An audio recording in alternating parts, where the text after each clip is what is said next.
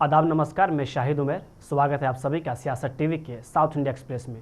आइए देखते हैं मुख्य समाचार। अतिक्रमणों के खिलाफ कार्रवाई करते हुए Hyderabad disaster response and asset protection authority यानी हाइड्रा की टीमों ने आज हैदराबाद के शमीरपेट में फ्रेंड्स कॉलोनी में तोड़फोड़ अभियान चलाया। इसका मकसद गैर कानूनी तरीके से बनाई गई कंपाउंड दीवार को हटाना था। तोड़फोड़ के बाद हाइड्रा ने चेतावनी दी है कि शहर में अतिक्रमण करने वालों के खिलाफ कार्रवाई की जाएगी। फ्रेंड्स कॉलोनी में डिमोलिशन के दौरान 20 फीट चौड़ी सड़क पर करीब 30 साल से अवैध रूप से बनी एक कंपाउंड दीवार को हटाया गया। इससे पहले जुलाई और नवंबर के बीच 150 दिनों के मानसून सीजन के दौरान हाइड्रा द्वारा बनाई गई मानसून इमरजेंसी टीमों ने बारिश से जुड़ी 1.62 लाख से ज्यादा समस्याओं को हल किया है। परिवहन और विषय कल्याण मंत्री पुन्ना प्रभाकर ने आज कहा कि ग्रेटर हैदराबाद म्यूनिसिपल कॉरपोरेशन यानी जीएचएमसी एक ही बॉडी के तौर पर काम करेगा या 3 हिस्सों में बांटा जाएगा। इसका फैसला 10 फरवरी के बाद किया जाएगा। चूंकि जीएचएमसी की चुनी हुई बॉडी का कार्यकाल 10 फरवरी को खत्म हो जाएगा, इसलिए मंत्री ने कहा कि कार्यकाल पूरा होने के बाद सिविक अधिकारी शासन और पब्लिक सर्विस देने की पूरी जिम्मेदारी लेंगे। इस बात की संभावना है कि फरवरी के बाद जीएचएमसी के 2 या 3 नए कॉरपोरेशनों में बांट दिया जाएगा। अगर इसे 3 हिस्सों में बांटा जाता है तो शायद हैदराबाद, साइबराबाद और मलकाजगिरी कॉरपोरेशन बनेंगे। नए हैदराबाद कॉरपोरेशन के सबसे बड़ा होने की उम्मीद है। इसमें लगभग 150 वार्ड शामिल हो सकते हैं। वहीं हैदराबाद कॉरपोरेशन में शहर के सेंट्रल और दक्षिणी हिस्से शामिल होने की उम्मीद है। AIMIM chief Asaduddin Owaisi Myanmar Thailand border पर कैद भारतीयों को लेकर चिंता जाहिर की है। उन्होंने विदेश मंत्री डॉक्टर एस जयशंकर से इस मामले में तुरंत हस्तक्षेप करने की भी मांग की है। AIMIM प्रमुख असदुन ओवैसी ने ट्वीट किया, मुझे एक परेशान करने वाला मैसेज मिला है। कम से कम 16 भारतीय नागरिकों, जिनमें हैदराबाद के 3 लोग भी शामिल हैं, थाईलैंड में नौकरी का दावा किया गया था, लेकिन उन्हें म्यांमार थाईलैंड बॉर्डर पर ले जाकर गुलाम बना दिया गया है। उनसे रोज 18 से 20 घंटे काम करवाया जाता है। उन्हें शारीरिक रूप से प्रताड़ित किया जाता है और उनके पासपोर्ट, फोन और मेडिकल सुविधाएं भी छीन ली गई है। उन्होंने विदेश मंत्री एस जयशंकर से भी भारतीयों को बचाने के लिए तुरंत दखल देने का आग्रह किया। ये जानकारी हैदराबाद के उस्मान नगर के रहने वाले मीर सज्जाद अली से मिली है, जो अभी म्यांमार थाईलैंड बॉर्डर पर कैद हैं। उनके साथ 2 अन्य लोग मौला अली और बंजारा हिल्स के रहने वाले हैं। सिंगरेणी मामले पर कांग्रेस और बीआरएस पर निशाना साधते हुए यूनियन मंत्री जी किशन रेड्डी ने कहा कि इस पूरे मामले पर उनको बोलने का कोई अधिकार नहीं है। हम 49% रहने के बाद भी लगातार इस 50 साल से केंद्र सरकार का कोई से नहीं है इसमें। और अलग अलग कंपनीज देश में अलग अलग PSU से कोल कंपनीज अलग अलग टेंडर्स हर रोज करते रहते हैं। टेंडर में क्या प्रोविजन लगाते हैं केंद्र सरकार से पूछते, परमिशन भी नहीं लेते, इंक्लूडिंग माई कंपनीज। मैं मिनिस्टर रहने के बाद भी हमारा PSUs अलग अलग निर्णय लेते हैं। मगर एक ही है, जो साइट विजिट करने का जो नियम ये लोग लगाया, ये गलत नहीं है। साइट विजिट करने का नियम रखना चाहिए, मगर साइट विजिट जो भी करते हैं उसको सर्टिफिकेट देने का जिम्मेदारी कंपनी का रहते हैं। मगर आपको देता हूँ, नहीं देते, इनको देता हूँ, इनको नहीं देता हूँ, दूसरों को देता हूँ, इसमें कोई पार्शियलिटी दिखाने का जरूरत नहीं है। मगर इधर कांग्रेस सरकार ने पार्शियलिटी दिखा रहे। 17 लोग अभी तक साइट विजिट किया है, एक भी साइट विजिट का सर्टिफिकेट अभी तक इश्यू नहीं किया। मगर बीच में से पूरा टेंडर जो प्रोसेस है वो भी बंद किया, वो अलग बात है। मगर कांग्रेस सरकार आने के बाद भी ये करप्शन का सिलसिला चला है। 12% तक गए। छोटे छोटे ट्रांसपोर्ट कॉन्ट्रैक्ट हो, छोटे छोटे इक्विपमेंट सप्लाई हो, सभी जगह 12% सिस्टम सिंगरेन में हुआ। और उससे पहले जो TRS पार्टी सत्ता में थे, जब भी लगभग सभी टेंडर्स में यही सिलसिला चला है। इसलिए TRS पार्टी को, KCR को, कांग्रेस पार्टी को सिंगरेन के बारे में कोई बोलने का अधिकार नहीं है। सिंगरेनी आज को पूरा इकोनॉमिकल क्राइसिस में है। लगभग 47,000 करोड़ रुपीस सिंगरेनी को तेलंगाना सरकार देना है। इसमें लगभग 32 to 35,000 करोड़ BRS के जमाने का है। अभी कांग्रेस सरकार आने के बाद भी वही सिलसिला चल रही है। इसलिए केंद्र सरकार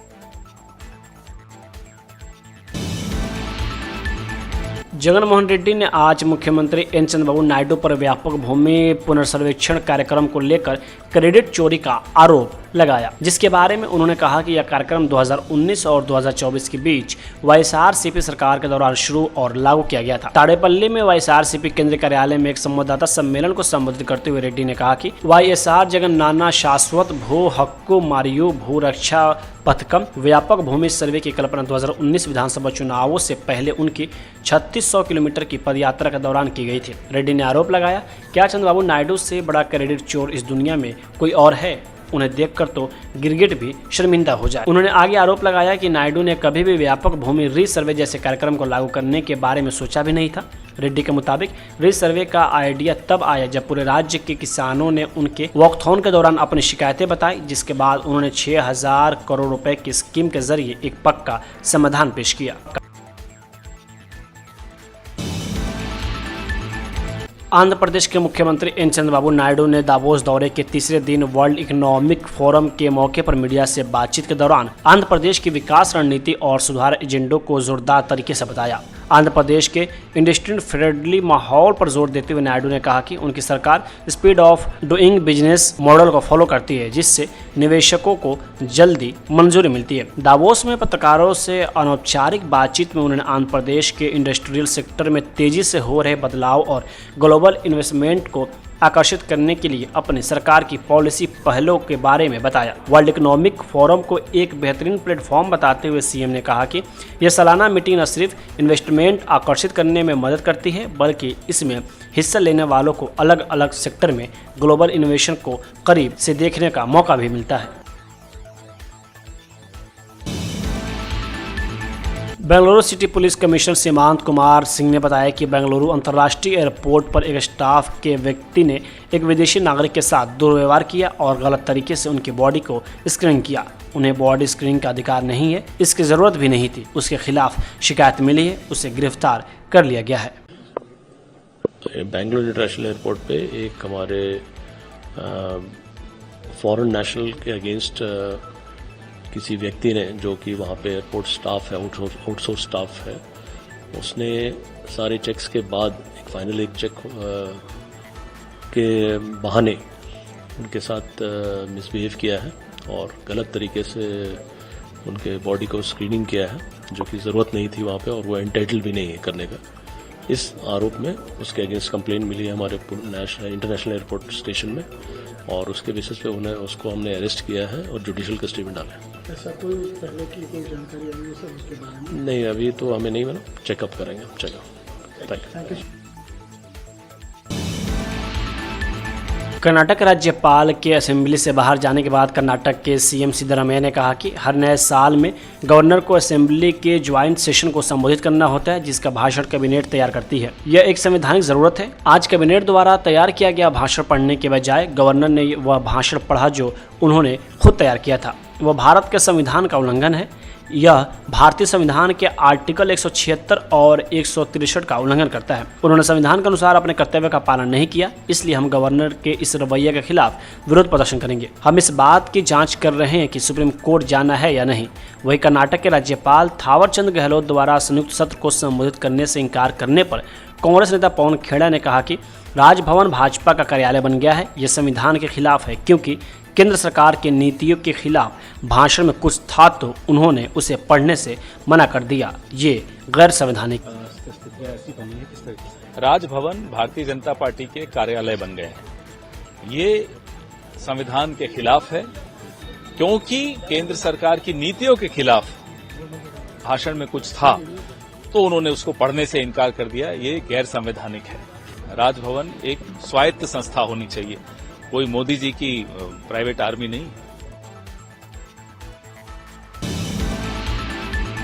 जब से बीजेपी सरकार ने मनरेगा का नाम बदला है, उसके बाद से सियासत तेज हो गई है।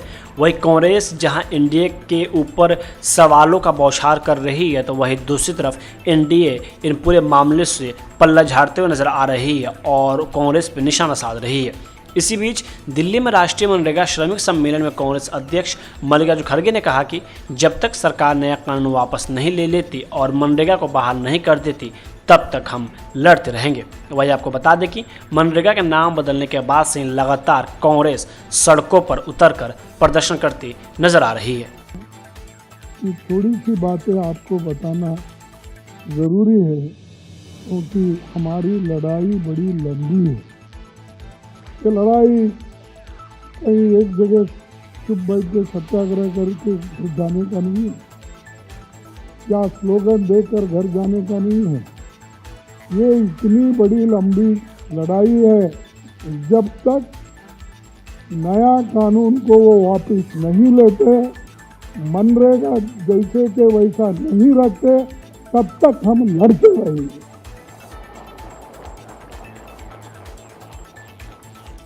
मनरेगा बचाओ मोर्चा मैं देश के विभिन्न इलाकों से पधारे सभी मित्रों का तो स्वागत किया हूं, फिर एक बार करता हूं।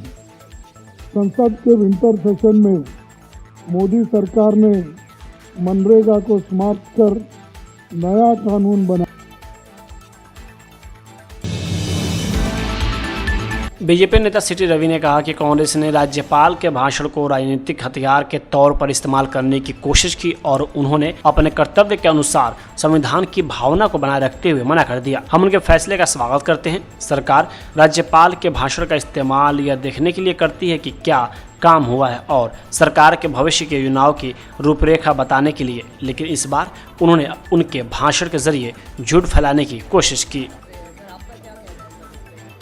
राज्यपाल जी का भाषण को कांग्रेसियों ने पॉलिटिकल टूल के तरह उपयोग करने के लिए कोशिश की है। उन्होंने राज्यपाल जी ने संविधान को आशय को ऊपर लेकर के उन्होंने मना किया। स्पिरिट अलग रहता है, उसके स्पिरिट के वजह से राज्यपाल जी ने मना किया, वो सही था। उन्हें संविधान का प्रतिनिधि है, संविधान को स्पिरिट को उन्हें बचाना उनका काम है। उन्हें बचाने के लिए कोशिश करके उन्हें मना किया है। उनको उस निर्णय को हम स्वागत करता हैं। हमेशा राज्यपाल जी का भाषण को सरकार उपयोग करता है, उसको कार्य क्या किया उसको अवलोकन करना और कार्य योजना के बारे में उन्हें उनका दिशा क्या है वो दिशा को बताना राज्यपाल जी का भाषण में करता है। इसमें क्या किया है, वो दिशा को बताया क्या, केवल संघर्ष करने के लिए कुछ झूठ यहाँ उस भाषण में उन्हें कोशिश किया है, उसके वजह से उन्हें राज्यपाल जी ने मना किया।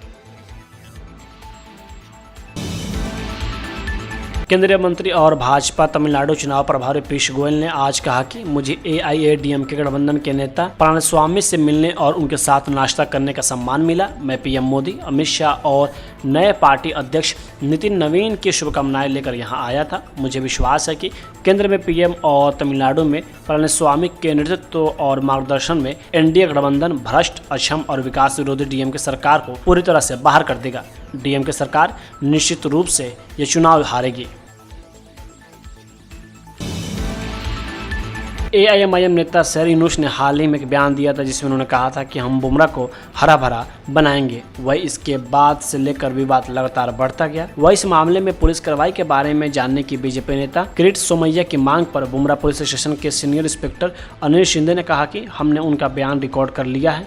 हम वीडियो और वहां मौजूद लोगों के बयान लॉ ऑफिसर को भेजने वाले हैं। उनका कहना है कि उन्हें अपने बयान के लिए माफ़ी मांगनी चाहिए।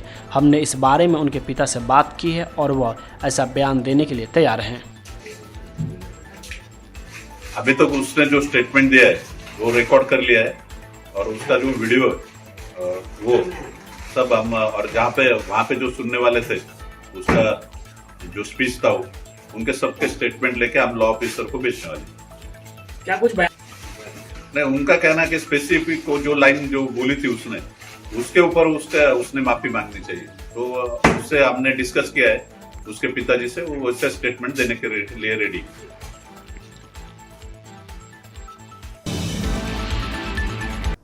साउथ इंडिया एक्सप्रेस यही होता है समाप्त। मुझे दे अब इजाज़त। बाकी खबरों के लिए बने रहें सियासत TV के साथ।